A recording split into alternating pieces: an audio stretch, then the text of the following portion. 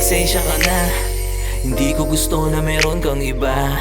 Kala ko laro lang, pero sa'yo na ako naging masaya. Kakaibang pakiramdam na dama ko sa'yong nagbabagang halik. Pababa na dumadampi sa'kin, dibdib nakatitig ka sa matarik. Yeah, ito'y nag-umpisa nang nakita ang laraw mo sa Insta. Babaeng tatuan, madalas na pag-usapan dahil halatan sa kama ay sadista.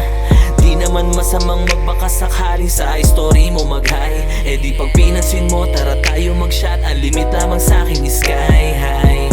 Maitim ko na balak, pwede mangyari kaya. Kaso para bang malabo, dahil sa iyong ganda dami nagtatangka.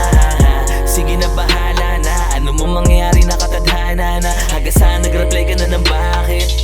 Puso para bang pinana na, kabog ng dibdib.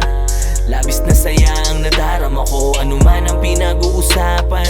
Alam mo na kung saan ba papunta to. Nangyari na nga tayo na ay nagkita na, basa ko sa mata mo.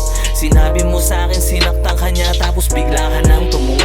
Every day and night I'm still watching your story. I'm falling in love with you so quick, I'm sorry. Hindi ko inaasahan pagbigyan higit pa sa isa. Pakiramdam ay parang ako'y nasa alapap na.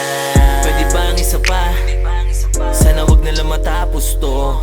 Ikaw ang daan para matakasan ko ang napakagulong mundo.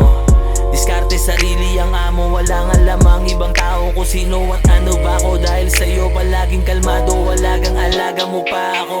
Wala nang hahanapin pa, katanungan ay tinapos na. Nang iyong ngiti sa kama ay inabot ka ng alabit kung saan na napunta. Sarili ay hindi na napigilan pa, sa ganda mo ay pinagigilan ka. Parang si Eva Tadan, kinain pa rin naman sanas kahit alam naman natin na kasalanan.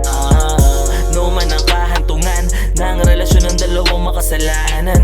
Hanggat na sa'kin ka pa sasayahin, hindi ka pagsasawaan.